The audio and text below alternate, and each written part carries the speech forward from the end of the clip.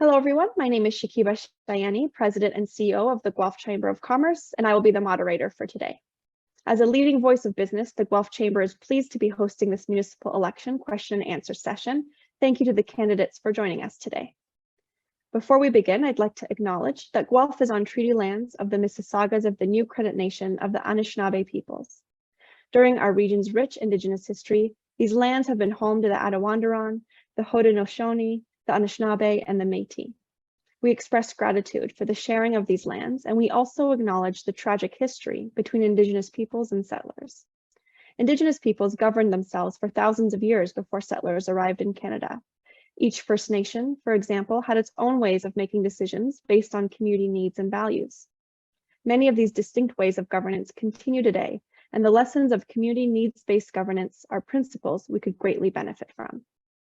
At the Guelph Chamber of Commerce, we continue to play an important role in bringing together business and community leaders to advocate to all levels of government for policies and leadership that enhance the social and economic prosperity of our city, including through discussions like this one. I would now like to introduce the candidates in alphabetical order of last name. When I call your name, please tell us about yourself and why you believe you are the best candidate to represent Ward 5. We'll begin with Leanne Caron-Piper. Thanks, Shakiba.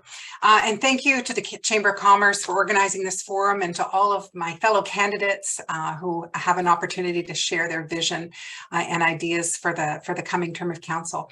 I am really proud of my record of service and accountability to you. And as an introduction to myself, I don't consider myself a politician.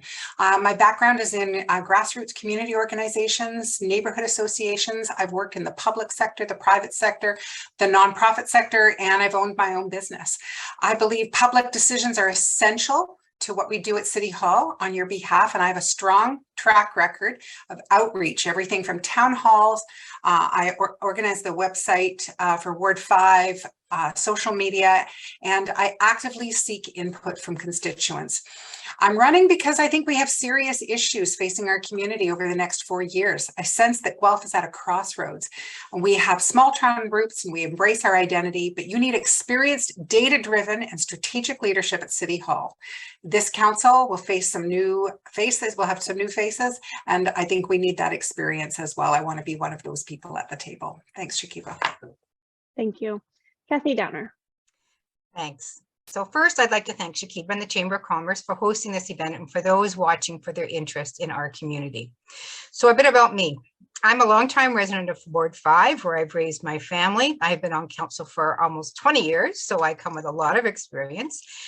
And in my other life, I'm a mediator. I have volunteered for many local organizations, and I'm the recipient of the Women of Distinction Award in Public Service. So it was grassroots community service that originally inspired me to become involved in city politics, and it's that continued passion that has me running for re-election. We all want to live in an affordable, safe, inclusive, and sustainable community that supports the well-being of everyone. But Guelph, like other municipalities, is facing some challenges. On council, I have played a leadership role on many issues with positive outcomes, and I want to continue this important work with your support of Ward 5 residents. I look forward to your questions today. Thank you. Thank you. Hisham Kennedy. Thank you, Shakiba, and the Chamber of Commerce and the candidates. Of course, it was great to meet everyone. My name is Hisham Ginedi, and I'm a little bit different. I lived in Guelph since 2013, but my plan, I choose Guelph to live here forever. And for this is the main reason actually why I'm running. I like to participate in the everyday life of Guelph residents. I am, about myself, I am a law professor, I am financial advisor, business advisor, and political analyst. But what really matters to me is the democratic process of governance. This is the center of my whole entire life in the last 20 years. And I think I have a very good opportunity to put it in practice now. I see how important it is. And it's really, I believe the elected council is the most important role in our democracy because it affects everyday's life. And with my diverse background, working in many other countries, I think I can bring something new and different. Thank you. We'll get into our first question. We'll start with an easy one. What have you been hearing when you're knocking on doors and speaking with constituents in your ward? Kathy, we'll start with you. So you can put it in two areas. There's the area that is around what's on the street in front of them, what's Ward 5, and then the broader issues in the community. And I would say in Ward 5 specifically, it's around the tree canopy, trees getting cut down for infill, those types of things, traffic, community safety. We have a major traffic calming project going on in Courtright. I hear a lot about it. And then, there still is always the student housing, which depending on where you live is always an issue. From a more global perspective, Leanne and I did a survey recently, and certainly climate change came out as the #1 issue with 60%. But that ties into the other issue that we hear about is growth and the impacts of growth. So that ties into the loss of trees, and that ties into traffic and in infrastructure and budgets. And because, and growth doesn't pay for itself. So it even impacts budgets greater. So, and then we have the homelessness, mental health and addictions issue that is unfortunate for many in our community as well. And a lot of people are talking about that as well. Thank you. Leanne, what have you been hearing? I've been hearing just about everything. I mean, Kathy gave a good summary. And so I think what I want to emphasize is how interconnected all the concerns are.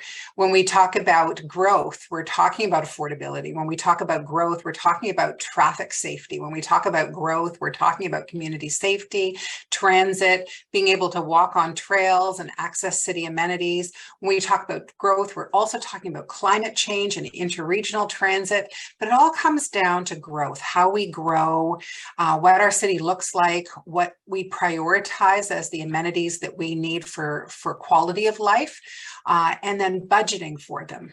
And it's the allocation of resources that is critical to what council does. In most respects, that's our key role, is to allocate to the priorities that we've set as a community. And we're hearing a whole overlapping range of issues in Ward 5 at the door. Thank you. Hisham, what have you been hearing? So as Leanne said, that they are all almost the same concern. It depends on where are you in the Ward 5. But yeah, basically it's the first concern, of course, that everyone has is housing affordability and tax increase. But also people, it depends on their location. They have some issues with the public transit accessibility. They don't feel it's accessible enough for them. Some concerns about the parking issues. They don't have enough parking in their neighborhoods, and it's always creating issues for them. Of course, the mental health crisis, I have to call it crisis, the mental health crisis after COVID. The homelessness also, it's an issue for many people. And I think it's all related to the home affordability. Like, I think once we solve or control this, it will solve many other issues related to it. Thank you. We'll get into that a little bit more, a little further along. So now I'm curious what you believe is the biggest challenge or opportunity facing Guelph City Council in the upcoming term.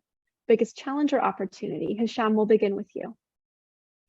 I believe the growth, it's so we have the opportunity to grow more, but also at the same time is the challenge, because the more we grow, if we don't balance the growth with issues like housing affordability, road safety, it will be a challenge. So the growth of the city, the previous council already approved the Net 2050, which is a great decision to endorse for the environmental impact.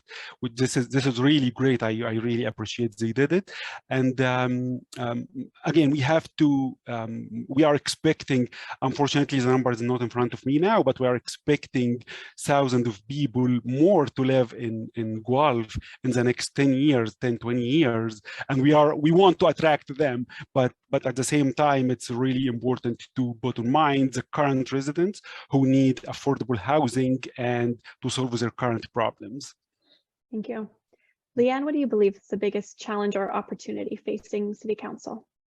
Well, our greatest opportunities are also our biggest challenges. We have some really key pieces of infrastructure coming. We have the Guelph Innovation District. We have the Baker Street, which includes our main library building. We have a South End Community Center coming online. We have major transit investments to help drive economic and climate change initiatives. Those are incredible opportunities because they're going to leverage a whole bunch of other investment in the city, and there's going to be a return on investment on all of those. A return on investment in the future generation well beyond this term of council. The challenge is funding them and funding them in a sustainable and strategic way, making sure that we can roll it out over a period of time so we're not burdening the next 4 years of our citizens' affordability index, being able to afford taxes within the short term and at the same time help us reach our long-term goals. Same thing, flip side of the same coin, challenges and opportunities. Great question. Thank you. Kathy, what do you think? I think Hisham and Leanne have really covered off quite a number of them. I would think that, just tying into that, and there's the Baker Street district that would have a great leverage, and other projects as well, which have their challenges. But I think early this term, we approved a community plan that had 10,000 engaged. And then we approved the strategic plan that goes with that. Then from that, we approved a lot of other plans, and you'll know because you were involved in a lot of them. There was a transportation master plan. There was, the zoning bylaw, the official plan, the waste master plan, and the list can go on. But the challenge is going to be, and there's opportunities in those because it sets the direction for the city and for future generations. The challenge is going to be is staying the course on those and trying to find the balance with those budgets and the capacity that we have to realize the community's vision. I think that's going to be one of our biggest challenges as well, and to keep it alive as a live document as well. Well, it leads greatly into the next question that I want to pose all three of you. As you know, in this past term of council, the Transportation Master Plan was approved, and this outlines updated mode share targets. So for example, the municipality has set transit use to increase by 10% by 2051. What do you think it will take to achieve this increased usage and to ensure transit is accessible and affordable? Leanne, we start with you. Okay, well, it really comes down to three things. It is frequency, it's reliability, and its routes. So our transit ridership will not grow unless we can ensure that people are getting to the location that they need to get to on time, to work, to family obligations, to their volunteer work, wherever they need to go. We need it to be reliable. We can't have canceled routes. We can't wonder whether or not your bus is going to pick you up at the time that you are expecting it to. And then we need a route change. So we need to make sure that it's getting to our employment areas. We need to talk about interregional transit. We've lost Greyhound service. The Kitchener-Waterloo line is not working for Guelph citizens. We need to get interregional connections, say to the Aberfoyle GO station that can connect with other systems. Rockwood-Fergus, we've talked about this for about a decade, and it's time to fully explore some cost recovery on that, make it interconnected. The other thing outside of transit, I'm running out of time, is our trail systems. Unless it's safe for people to ride and use other forms of transportation, people will be forced into their cars. So we really need to make sure that those routes are safe. Thank you. Kathy, what are your thoughts on achieving the TMP targets? Yeah, so we have some lofty goals around transit, and that's going to be important moving forward, is how we do that. And it's around the frequency and around having proper connections in the city for transferring, for employers and for students, for everyone. We need to be doing all of that. And I think I like the idea of the affordable bus pass. I support the mayor's motion on free transit for kids up to 12. And I would like to see, I've gone to the Youth Mental Health Forum the other day, I'd like to see that extended to a higher age as well. So that if you get them young, they'll stay, they might stay on transit as well, and see it as a real viable form of transportation. But we've done the business service review, we've done the route review, we've done the transit action plan, and I moved the motion at the budget to do that first phase of that plan. And we need to continue to, again, stay the course and try to get this on track and support all these plans that we have for it and see it through rather than just have them plans on the shelves. Thank you. Hisham, your thoughts? So I really believe in public transportation, and it really can change the face of any city and make the life of everyone is easier. And I really have a unique background from transportation, from not only from like as a customer, but I drove a city bus for 2 years while I was a student, and also I advised 3 or 4 small businesses. They focus on transportation. So I believe I have unique experience with transportation. And on my mind, I have a specific plan using the artificial intelligence technology. Of course, that will need collaboration with the private sector, and there is specific companies that offer this technology almost for free. And I would like really to see this happening with the city, because if we can implement these plans, it will make the public transit is more efficient and more accessible for the public, and hopefully make everyone's life easier. Thank you. To the next question, we'll start with Kathy. What role do you believe that the municipality should play in addressing homelessness, mental health, and addictions in our community?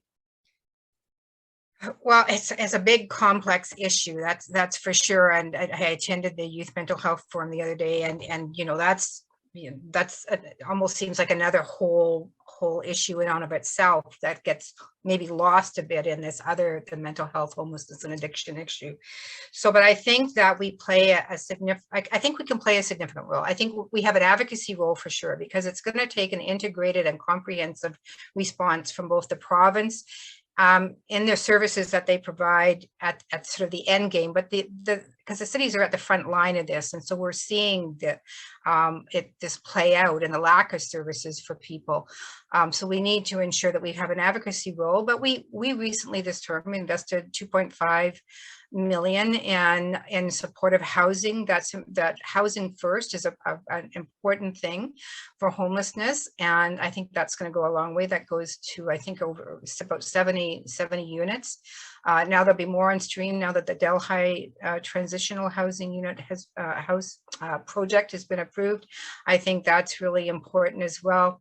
Continuing with our Welcoming Streets program downtown, I think we may have to expand that, and there's other initiatives that we need to look at for the downtown area. Thank you, Kathy. That's time. So I'm sorry. That's okay. I think we could talk about this issue for a long time. And we ought to, certainly. Yeah.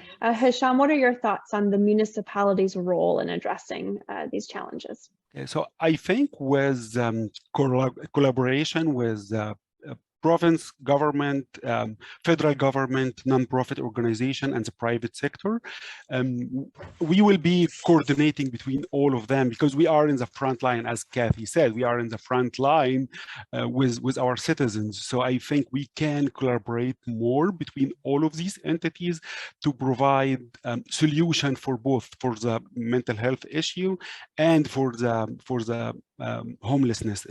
I believe part of it, they are very related. Once we can, I see like initiative like the tiny houses with more mental service, with more public service from the province, from the federal government, from also, I really believe the private sector can play a role with nonprofit organization. I think we can cooperate between all of this, and we can achieve a good result. Thank you. Leanne, what are your thoughts? Thanks. It is a complex problem, and the solutions are equally complex. We cannot do it without the province. That is the bottom line. And I don't want to talk about jurisdiction, but although on the front lines, it is part of our community.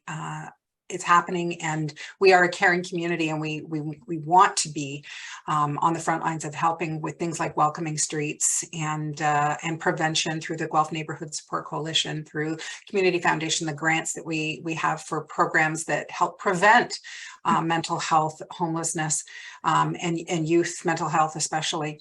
But we can never ever solve the problem without the province. And our Wellington County social service provider has to be at the table. This is really a collaborative effort. So I think our role here is to bring all the players together, be the collaborative body that brings everyone to the table to address both prevention and response in the community. Thank you. Leads us to our final formal question. And we'll start with you, Hisham. What does a meaningful university-municipal relationship look like to you? I think the first thing is inclusion for all students. We have a unique opportunity here to be a very diverse community by including all students. We have the University of Guelph they have students not only from all over Canada, but I believe from all over the world. So the inclusion for these students is a big enrichment for our community. And second, I believe if we can create clinics between the university, different clinics for social, for science, and they can provide actually very scientific based solutions for our problem, and also it will be good training for the students. So I'm coming from academic background, so I would like to see these kind of clinics that will focus on solving community issues, solving the city issues, and then will be beneficial for the students as well. Thank you. Leanne, what does a meaningful university-municipal relationship look like to you? Great, thanks. It's a very timely question because this is a perfect time of year for us to remind ourselves how important the university is for our economic development and the vibrancy of music arts scene. And it's not all about the students. We have faculty and staff who are world-renowned researchers. So a true partnership to me is that there's a win-win on both sides. And we've had some really unique partnerships in innovation, in water treatment, in research, on city building with the design, CEDRA School of Design. We've had these kind of pilot projects where the university has been actively involved in helping us do research on what works and what doesn't work in certain aspects of city building. So a true partnership is where we leverage all of that. There's also the economic development factor, bringing businesses. We wouldn't have OMAFRA here if it hadn't been for the university located here. And we continue to leverage that incredible community asset as we develop our economic and tourism strategies moving forward. So let me ask that question to you, Kathy. What does meaningful university-municipal relationship look like to you? Well, I think it's on different levels, right? So there is, like we talked about, there's the student level, and I think that's important. And I'm on the Town and Gown Committee, the Homecoming Committee, and yesterday I met with Jenna Lee, the BP external for the CSA, and keeping those relationships going, I think is really important, and talking with student reps and understanding what their needs are around transit. The other part is the university as an entity itself, and what Leanne talked about. There's the professors up there that are on the staff that have expertise in all kinds of areas. But we do leverage it in a lot of ways. Like when I think of this circular food economy and how the partnership with the university, the city, the Wellington County, like what a role model, what a model that is of partnerships. And I think we should be leveraging a bit more with the university around tourism as an economic driver, because people visit the university, and we could really leverage that for other aspects in our community and make a real destination. Guelph, I think, sort of end game out of what's happening at the university. Thank you. Okay, it's now for you all to provide your closing remarks. We will hear remarks in the reverse order from your openings, and you have 30 seconds to provide them. Hisham, we'll start with you. Thank you, Shakiba.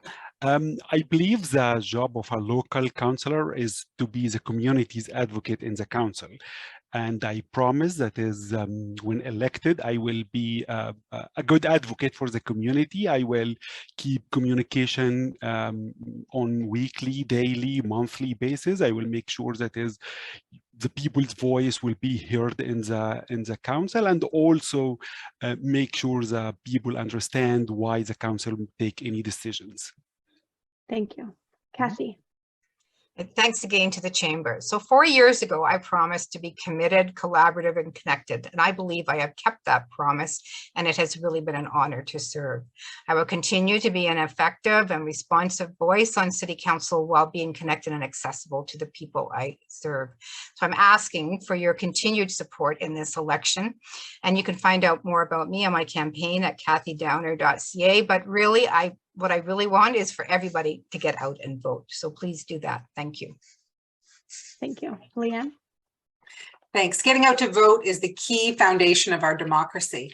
As a representative system, you need to vote for someone who can share your voice and bring that to the council chambers. I feel like I'm a strong voice for the community. My engagement record of going out and engaging with the community and hearing your voice and bringing that is very strong. My experience, my academic background in leadership and representing Ward 5 in the past has been very strong, and I would appreciate your support for the next 4 years.